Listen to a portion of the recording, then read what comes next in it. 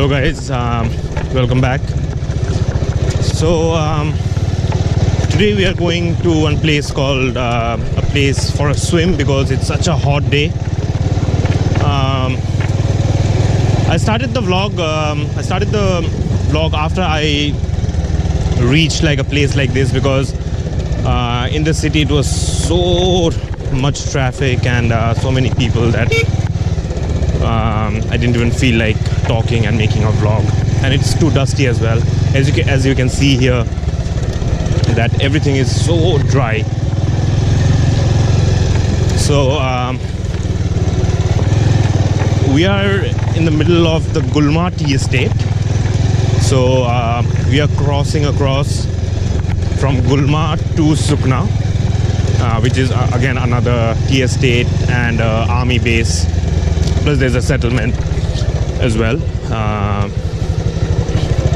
And that place divides into two roads. One that goes to Kurseong, to the long road where the Indian heritage, the toy train goes from. And the other one is a shortcut that again goes to Kurseong, Mirik, and a few other parts up north. So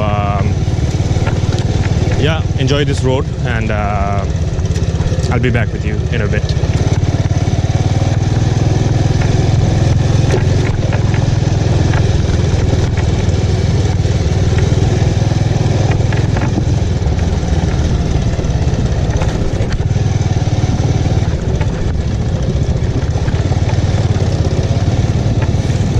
Alright, so as you can see there in the front, the mountains have started coming into view,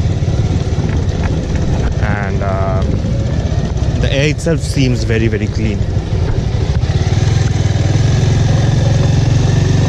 and it just feels fresh after riding through the city, this peaceful area. But I don't know how the roads will be once it starts raining, because this is not a pitch road, it's a mud road. I know there is a pitch road, so I think if it starts raining, I'll start taking the other pitch road, which again crosses the same stretch, but it's is a little longer. But I don't mind it being long as long as it does not. I don't have to ride through traffic and the dust. So this is like a proper off-roading area where if you do have a adventure tourer, you can really go nice and fast and do some stunts as well, I guess, because there are small mounds here.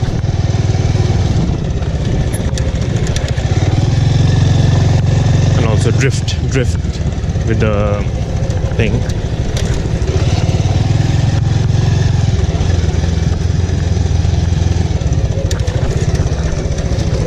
So the whole area is tea garden till my eyes can see in the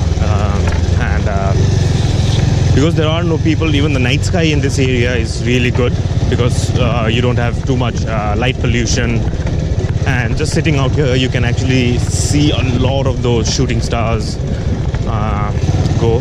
The first time I saw it, I was amazed because in Bangalore I had never seen a shooting star in all the 10 years I was there. But out here, oh my god, within the first 45 minutes or so, once the night actually really set in and the sky got really dark, I think this was after 11:30 or 12 at night.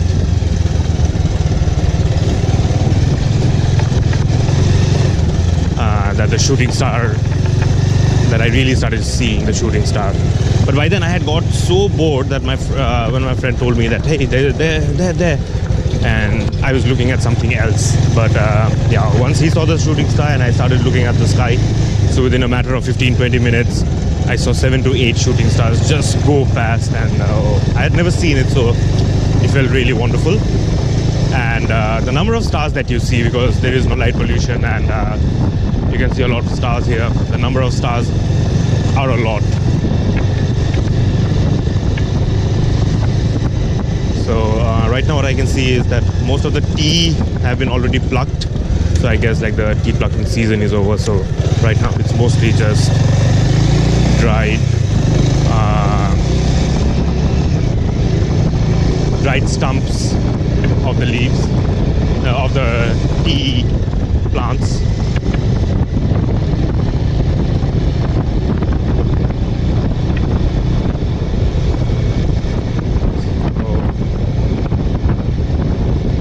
So that my friend is actually doing. He just rode without any hands on his handle, on his bike handlebars, which I can never do, unfortunately. I can't do it even in a motorcycle. I can't even do it in a bicycle.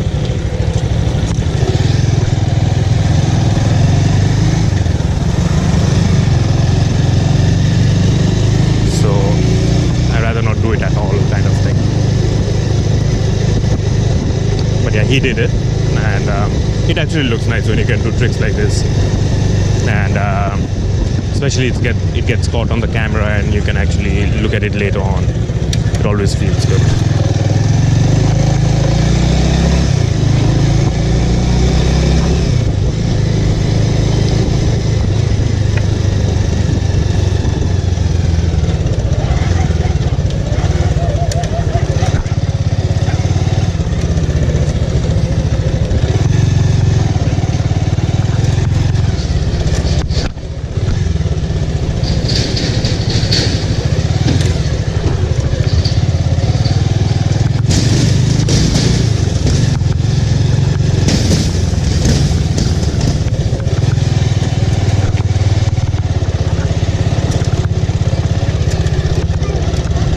So we crossed that bridge right now.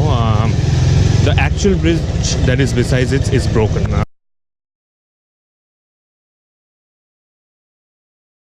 I'll show you its footage once I actually go near on the bridge. But yeah, the actual bridge, which is a concrete bridge, is broken, and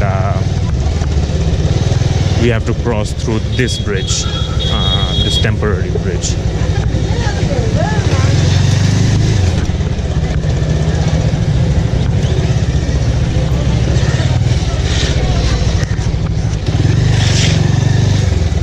So there's some construction going on here, and the different bikes have to, vehicles have to, I think, take another road. I don't know. The other road is a very, very long road. I'm not too sure if there's another cutting in the middle. So now we are about to reach the Sukna road. The Sukna road. So what this road does is it cuts out a lot of time while traveling from here to the Sukna road. Otherwise, you would have had to take the road that goes from a place called Darjeeling Moor. So, and that's a very, very traffic-prone area. So, when you come through this road, all those hassles are gone. And on top of that, you get to see such good sceneries as well.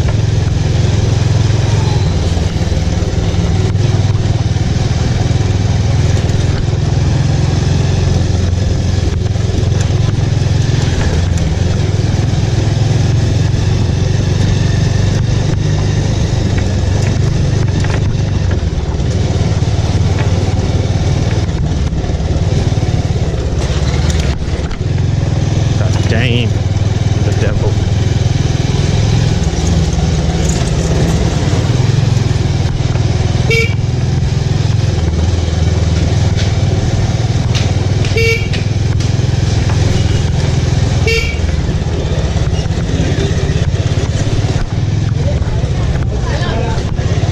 So I can just imagine how the road will be when it starts the rainy season starts.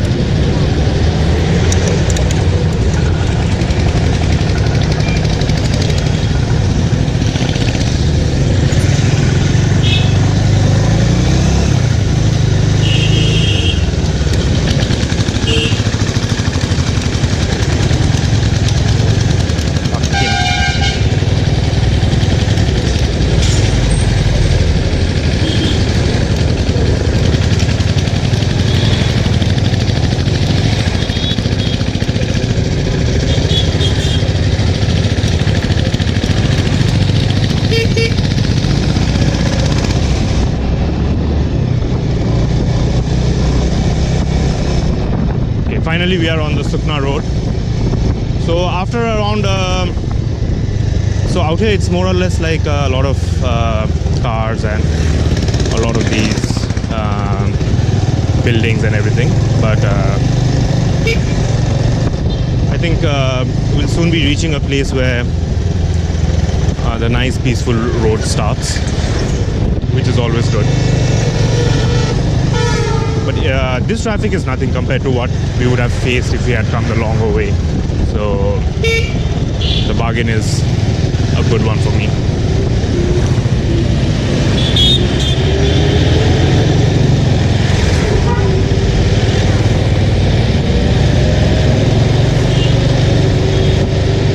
Dang. So getting blocked by this huge ass truck. So just take it easy and go. No point in trying to race such a road, which is which is a highway that connects Siliguri to Darjeeling, Kurseong, and those areas. So Siliguri is a part of the Darjeeling district. So this is, I think, the road that connects the plains to the hills, basically.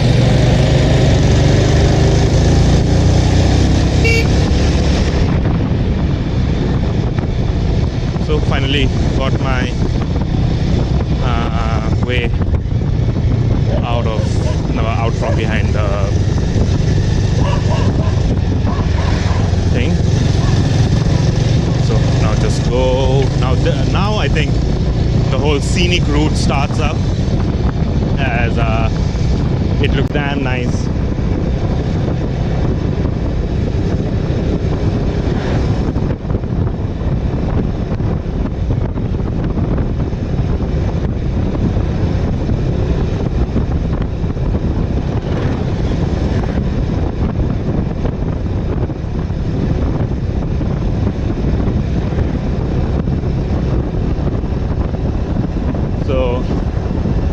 This is like one, if they had made this a 4-lane road with 2 lanes on each side and a divider in the middle, oh, this road would have been a place for drag races, or even just to have some nice speed fun. But yeah, because of this traffic, especially the oncoming traffic, you'll see that a lot of them just, especially when they see a motorcycle coming from the other side, they'll sometimes ignore the motorcycle and overtake their car. So at these kind of times, you can't be riding on high speed, especially on a cruiser that I have. I'm sure you can ride high speed on the racing bikes, but not on a cruiser.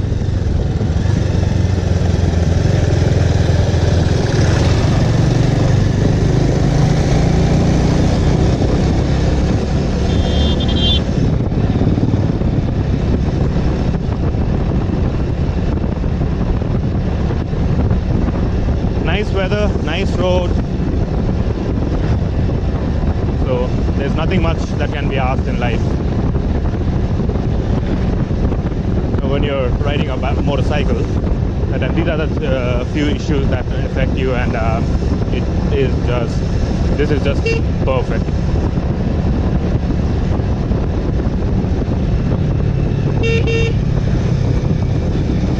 Again, like I said, there'll be a lot of these school children, and see that car that's coming in front.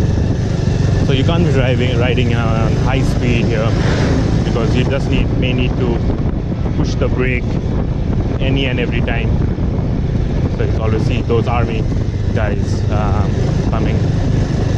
See, if army guys are like this, then what can we expect from others, right? So the army people are supposed to be the epitome of discipline.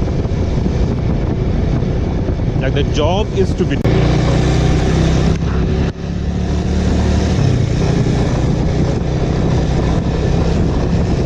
So we just had some tea in a shop by the road, and this tea, it was really nice. They had added some, I still have the taste lingering, some ginger and some cardamom, and I think some black pepper as well. And when the weather is such like it's a little on the colder side, it feels really good drinking these kind of water, these kind of stuff.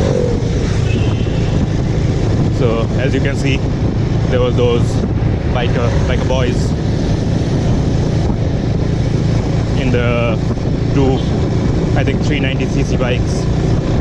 I think one was a 200 and another one was a 390 Duke, 390 Duke, I guess, yeah, Duke 390, and the other one was a Pulsar 200 NS. So, and they had another person on the back without, I don't think they were wearing helmets, I'm not sure, hope they were. And when they want to ride in these kind of speeds, it's always good to wear some gear rather than ride naked how they were riding without any gear. Because even if you fall, all you do is just skid on the road without hurting yourself too bad. Yeah, a head-on collision is a different matter, but when you actually skid and fall, then it's much more safer. But yeah, again, they'll spend so much money on making the bike look good by putting on accessories and all that, but they won't spend much money on gear, not even a glove, you know, high quality Kevlar gloves, Kevlar reinforced gloves that bikers use with knuckle protection and finger protection and everything. They'll just ride naked, as they say, with a t-shirt and a jeans, and not even a biking boot, not even a biking foot gear. Just see that.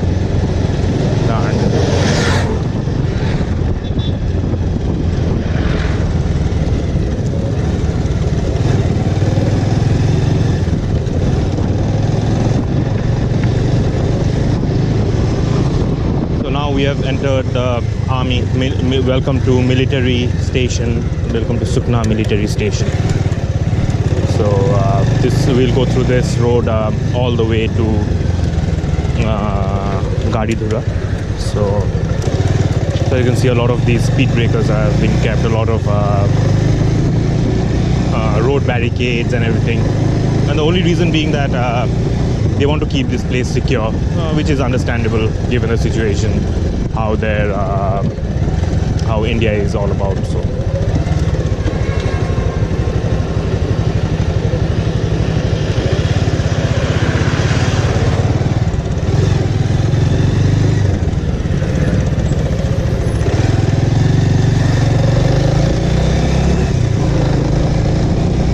went through the place.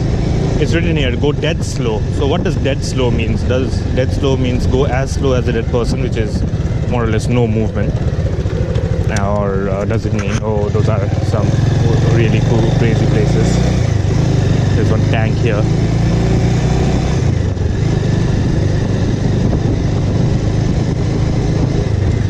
Okay, there are some speed breakers again, so have to be a little careful with the speed breakers.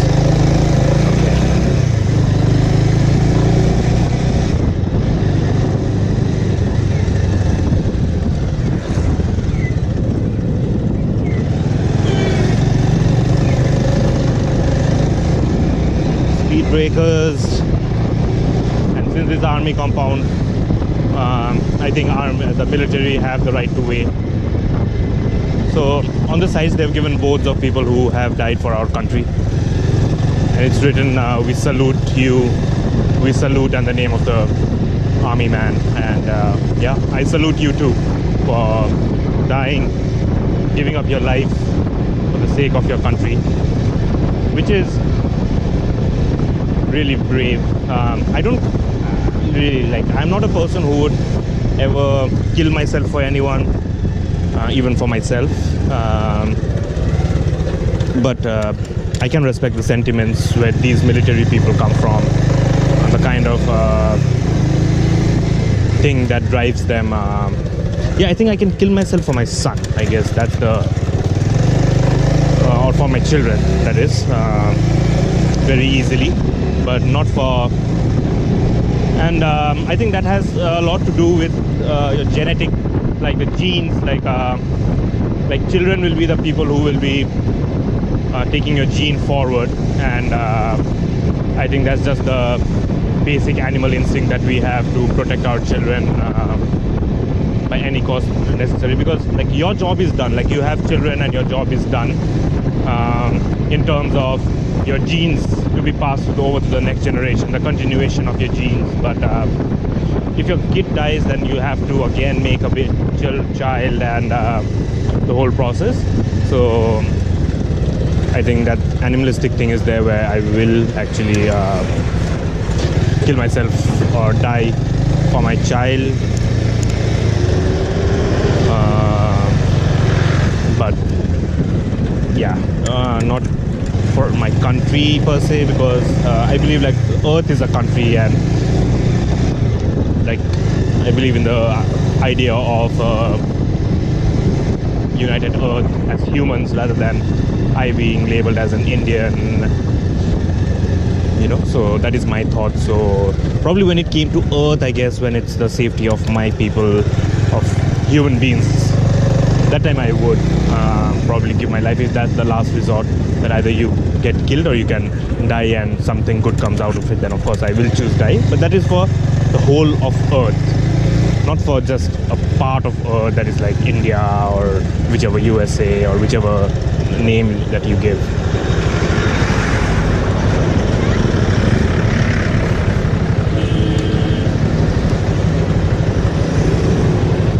So that's my idea. So out here you can see so many cars coming in, because there is a bridge here that only one car can go at one time.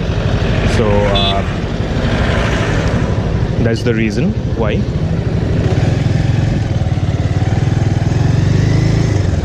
So I don't want to overtake anyone here. I'll just go on my own.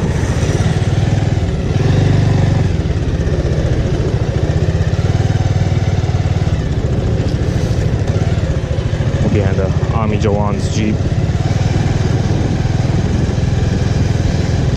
Like I think to a lot of people, the army lifestyle is really good.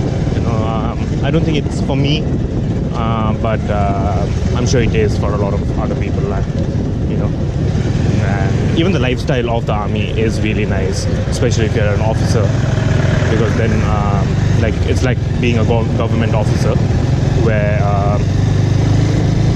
you do get all the perks of being an officer.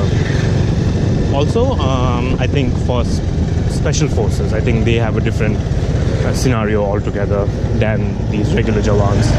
Like the main issue, I guess, the people have is the issues that other people have are the regular Jawans, because